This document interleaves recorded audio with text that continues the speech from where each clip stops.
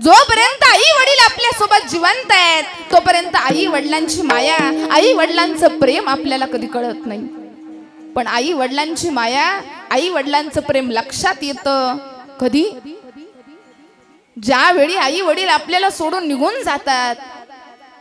आई वडील महाराज शेवटचा श्वास घेत असतात आणि आपला प्राण सोडतात ना, त्यावेळी त्या मुलाला विचारा आपल्या आई वडिलांची किंमत काय, आई वडिलांचं प्रेम काय, आई वडिलांची माया काय, आपल्या बापाचं घरामध्ये असणं काय असतं, आपल्या आईचं घरामध्ये असणं काय असतं ते त्याला विचारा.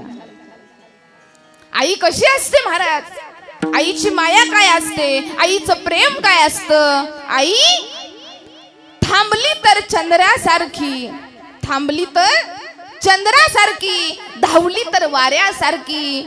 आई थांबली तर चंद्रासारखी, धावली तर वाऱ्यासारखी. आई ती आईच असते, उन्हात सावलीसारखी, उन्हात सावलीसारखी. आईचं प्रेम आहे, आईची माया आहे. आई गेल्यानंतर समजतं की आई काय असते. म्हणून एकदा झालं काय, सुंदर असा दृष्टांत आहे बरं का, की आई असणं काय असतं, आईचं जगणं काय असतं. एक म्हातारी आई होती आणि झालं काय, मुलाचं लग्न झालं आणि मुलाचं लग्न झाल्यानंतर नातवंड आली आणि नातवंड खेळत असताना सुनबाईने आतमध्ये भात लावला, कुकरला भात लावला आणि मुलगा बाहेर रडायला लागला म्हणून सुनबाई पळत पळत बाहेर गेली. सासूला वाटलं की भात जर करपला तर सुनबाई माझ्यावरच रागवेल, म्हातारी पळत पळत आज जाणार. पण तेवढ्यामध्ये महाराज आजीचा पाय घसरला आणि महाराज पाय घसरून जोरात आपटली, तसं डोक्यावर पडली. मेंदूला मार लागला, डोक्याला मार लागला, रक्त घळाघळा वाहू लागलं. आईनं हंबरडा फोडला, रडू लागली, तिला वेदना झाल्या आणि बेशुद्ध पडली. तेवढ्यामध्ये महाराज मुलं पळत आली, सुना पळत आल्या. काय झालं, आईला उचलून दवाखान्यात नेण्यात आलं आणि आईला दवाखान्यात नेल्यावर डॉक्टरांनी सांगितलं सिरियस पेशंट आहे, ऑपरेशन करावं लागल. तात्काळ जर ऑपरेशन नाही केलं ना तर तुमचं पेशंट शिल्लक राहणार नाही. किती खर्च आहे. तेवढ्यात म्हातारीचा नवरा पळत आला. महाराज एक सांगू का, जीवनामध्ये म्हातारं झालं ना की त्या म्हाताऱ्या माणसाला म्हातारं झाल्यावर आपल्या म्हाताऱ्या असणाऱ्या बायकोचा आणि आपल्या म्हाताऱ्या असणाऱ्या नवऱ्याचा एकमेकासाठी आधार असतो. त्यांना एकमेकाशिवाय दुसरं कोण नसतं.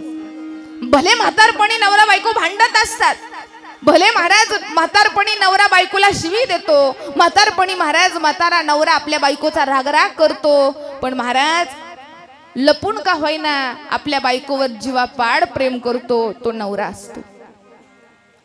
नवरा पळत पळत आला, काय झालं माझ्या बायकोला, तो पण म्हातारा आहे. मुलांनी सांगितलं असं असं झालंय, आई सिरियस आहे. डॉक्टर म्हणले ऑपरेशन करावं लागल. किती खर्च आहे. डॉक्टरांनी सांगितलं ऑपरेशनचा खर्च आहे 8 लाख. किती खर्च आहे, 8 लाख रुपये खर्च आहे. म्हाताऱ्याच्या पायाखालची जमीन हादरली. करायचं काय, कुठून आणायचं 8 लाख रुपये. महाराज मुलगा इकडं म्हातारा महाराज इकडं तिकडं फेरा मारू लागला. काय करावं, बायकोचं ऑपरेशन करायचंय, पैसे कुठून आणायचं, पैसे तर नाहीयेत माझ्याकडे. मुलांनो ऐका ना रे बाळांनो, अरे तुमच्या आईचं ऑपरेशन करायचंय, तुमच्या आईचं ऑपरेशन वेळेत झालं नाही ना तर तुमची आई जगू शकणार नाही. बाळांनो व्यवस्था करा पैशाची. मुलं म्हणले बाबा तुम्ही इथं शांत बसा, जरा थोडा आराम करा. मुलांनी महाराज वडिलांना घरी नेलं, तुम्ही जरा शांत बसा, तुम्ही विचार करू नका, तुमची तब्येत बिघाडेल, तुम्ही असं करा, जेवण करा. महाराज मुलांचा मान राखण्यासाठी वडिलांनी 2 घास खाल्ले आणि 3ऱ्या घासाला मुलांना आठवण करून द्यावी म्हणून वडील म्हणतायत बाळांनो, ए बाळांनो ऐका ना, अरे तुमच्या आईचं ऑपरेशन करायचंय रे, 8 लाख रुपयांची गरज आहे, माझ्याकडे 2 लाख रुपये आहेत, तुम्ही तेवढं 6 लाखाची व्यवस्था करा, मी 2 लाख रुपये देतो.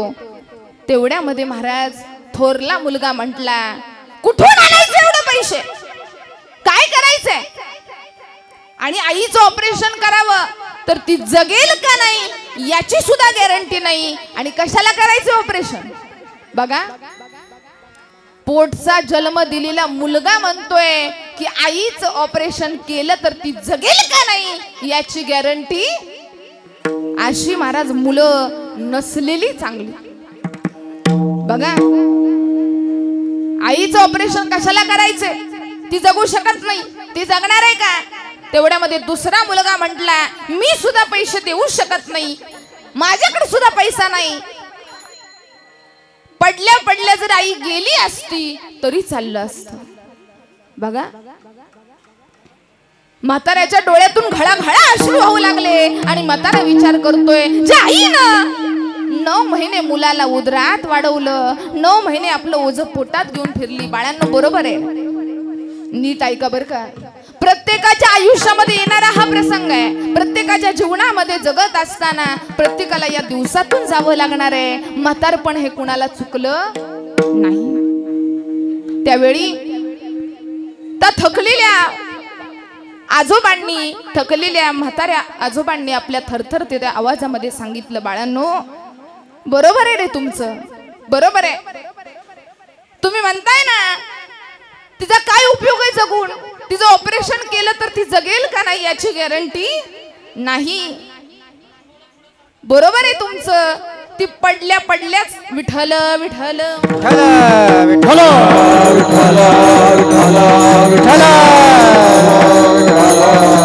पुढं सारखा, पुढं थोडं थोडं पुढं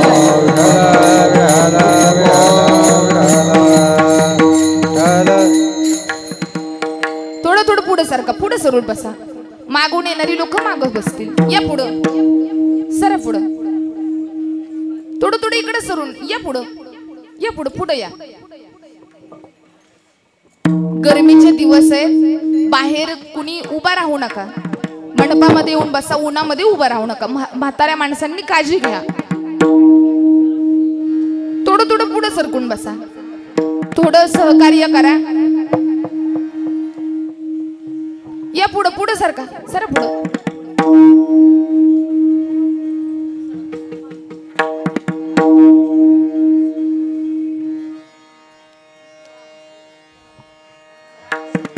विठ्ठल विठ्ठल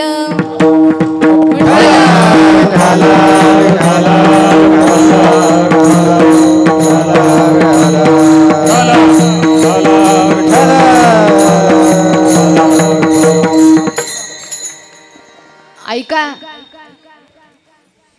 आजोबा म्हणाले, बाळांनो, बरोबर आहे तुमचं, तिचं ऑपरेशन केलं तर ती जगेल का नाही याची गॅरंटी नाही. पण एक सांगू का, अरे जगेल का नाही याची गॅरंटी डॉक्टरांनी दिली नाही, तरी पण महाराज माझा विश्वास आहे की ती माझ्यासाठी परत नव्याने उभा राहील, माझ्यासाठी ती जगेल, आपल्या मुलाबाळांसाठी ती जगेल. पण एक सांगू का बाळांनो, असा जर विचार तुम्ही पोटात असताना तुमच्या आईनं जर केला असताना, 9 महिने वाढवलं रे तिने तुम्हाला, 9 महिने आपल्या उदरात वाढवलं, आणि ज्या वेळी तुम्हाला दवाखान्यात नेण्याची वेळ आली आणि डॉक्टरांनी सांगितलं की बाळ आडवं झालंय, आई आणि मुलापेक्षा, नीट ऐका, आई आणि मुलापैकी आम्ही कुणाला एकालाच वाचवू शकतो, त्यावेळी अख्ख्या घरादारांनी सांगितलं रे, अख्ख्या घरादारांनी सांगितलं की आम्हाला कोण पाहिजे, आई पाहिजे.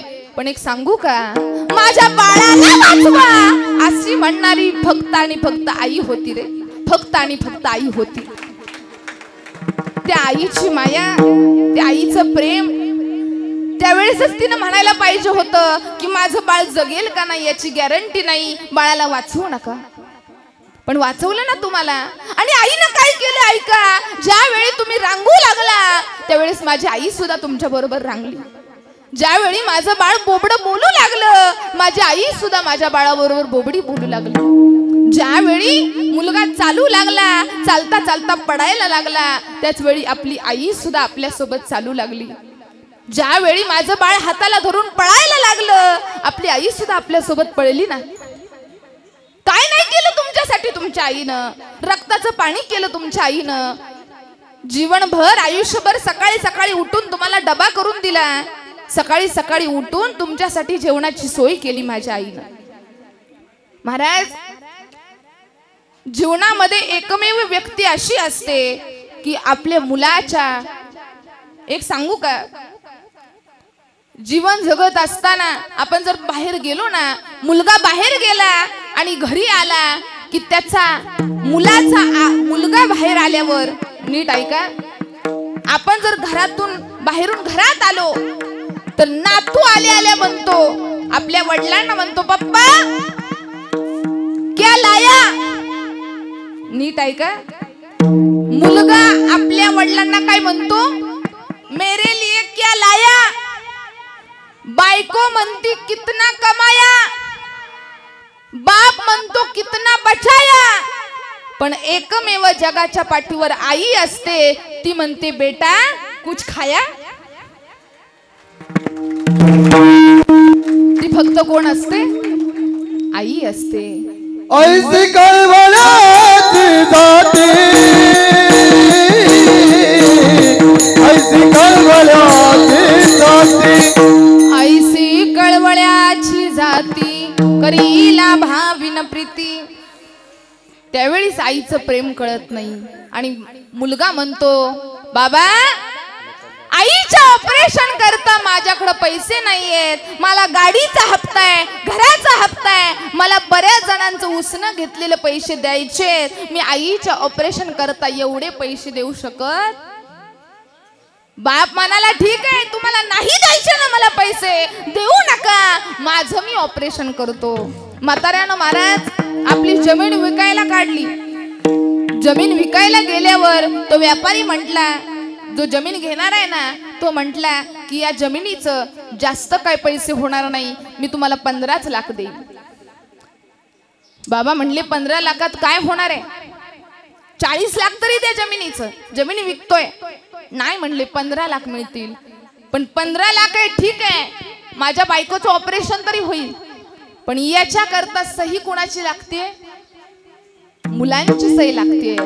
मुला म्हटली एवढी मोठी जमीन आहे आणि ती जमीन तुम्ही गहाण पण नाही ठेवली, डायरेक्ट विकताय आणि फक्त 15 लाखाला आम्ही सही देणार. महाराज विचार करा, त्या म्हाताऱ्याची काय अवस्था झाली असेल. महाराज जमिनीवरती कोसळला बाप आणि धडा धडा घाय मोकलून रडायला लागला की आज तीच माझी मुलं आहेत, ज्यांना आम्ही जन्माला घातलं, ज्यांच्या सुख दुःखात आमची मुलं हसली तेव्हा आम्ही हसलो, आमची मुलं रडली तेव्हा आम्ही रडलो, आमची मुलं धरपडली तेव्हा आम्ही सुद्धा धरपडलो. आमच्या मुलांनी महाराज ज्या ज्या वेळा आजारी पडले त्या वेळी महाराज मुलाला ताप आला पण वेदना आई वडिलांना झाल्या, मुलाला खोकला आला पण त्रास आई वडिलांना झाला. मुलाला महाराज ऍडमिट केलं पण महाराज त्याचं दुःख बघून त्रास मात्र आई वडिलांना झाला. आणि तीच आज मुलं आपल्या आईचे ऑपरेशन करता सही द्यायला सुद्धा तयार नाही.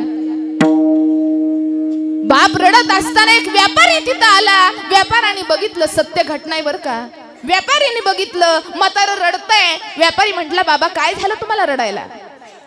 बाबांनी सांगितलं असा असा प्रसंग आहे. व्यापारी म्हटला, ठीक आहे बाबा, मी तुम्हाला पैसे देतो पण त्याचं व्याज लागेल.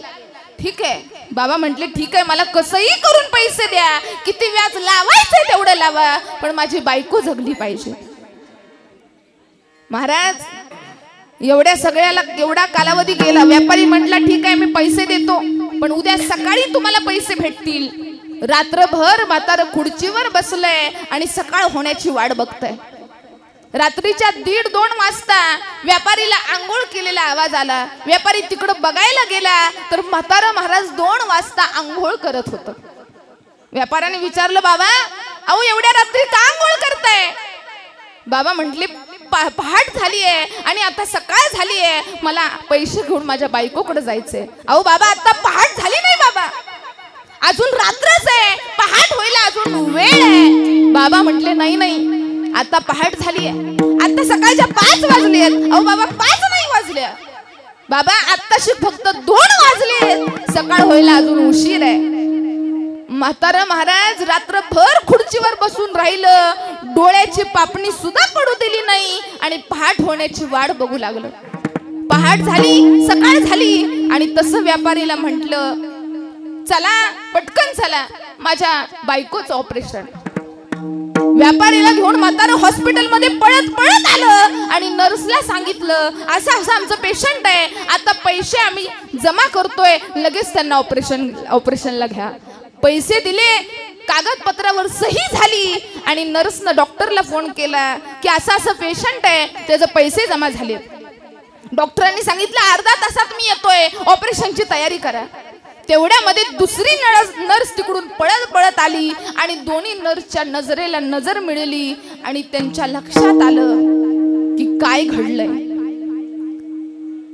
त्यावेळी बाबा म्हटले की ह्याला पटकन पटकन घ्या ऑपरेशनला. त्यावेळी त्या नर्सनं सांगितलं, बाबा तुमचं पेशंट आता राहिलं नाही.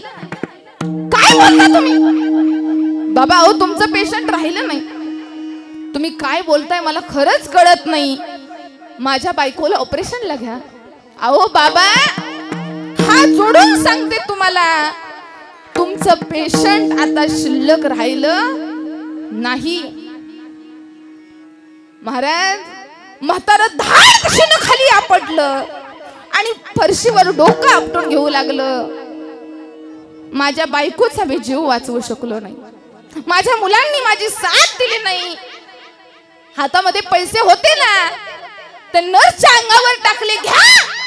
तुम्हाला पैसेच घ्यायचे होते ना, तुम्हाला माणसांचा जीव महत्वाचा नाही, माझ्या बायकोला तुम्ही वाचवू शकला नाही. आज या जगाच्या पाठीवर माझी बायको राहिली नाही. आणि म्हाताऱ्यानं महाराज एकदा व्यापाऱ्याकडे बघितलं, एकदा त्या नर्सकडे बघितलं आणि म्हाताऱ्यानं खाली मान टाकली, ती परत वरच काढली नाही. आपली बायको गेली, आपल्या जीवनाचा आधार गेला, आपली जोडीदारीण गेली, मग मी जगून तरी काय करू? म्हणून महाराज त्या म्हाताऱ्यानं सुद्धा आपला जीव सोडला, आजोबांनी सुद्धा आपला प्राण सोडला आणि जगाच्या पाठीवर असं एकमेव दृश्य बघायला मिळालं की पुढे पतीची अंत्ययात्रा निघाली आहे आणि माग पत्नीची. एवढा प्रेम, एवढा जीव असतो नवरा बायकोचा. आणि महाराज याच्यातून मला एकच सांगायचंय की आई वडील गेल्यानंतर त्या दोघा आई वडिलांची अंत्ययात्रा निघाली, अंत्ययात्रा स्मशानभूमीत गेली, असं महाराज चिता रचलेल्या आहेत. आणि मग ह्यांची मुलं तिथं आली आणि हंबरडा फोडून रडू लागली. पण महाराज ज्यावेळी पैसे मागितले ना, त्यावेळेस मुलांनी पैसे दिले नाही. पण आई वडील गेल्यानंतर मुलं हंबरडा फोडून रडतायत आणि म्हणतायत, तेव्हा मी पैसे दिले असते तर बरं झालं असतं. आई वडिलांची किंमत आई वडील गेल्यानंतर कळून काय उपयोग? आई वडील जिवंत आहेत ना, आई वडील गेल्यानंतर त्यांच्यासाठी रडलं काय, मी असं केलं असतं, मी त्यांच्यासाठी तसं केलं असतं, असं म्हणून काय उपयोग? कारण या देहाचा काय भरोसा नाही. या देहाचा महाराज कधी देवाचं बोलवणं येईल आणि कधी आजचा दिवस शेवटचा असेल हे सांगू शकत. कारण हे शरीर कसं आहे, हे शरीर आपण घेताना घेतलंय ते उसनं घेतलंय कुणाचं, आणि कधी ना कधी तर हे शरीर काय होणार आहे, अभंगाचं पहिलं चरण.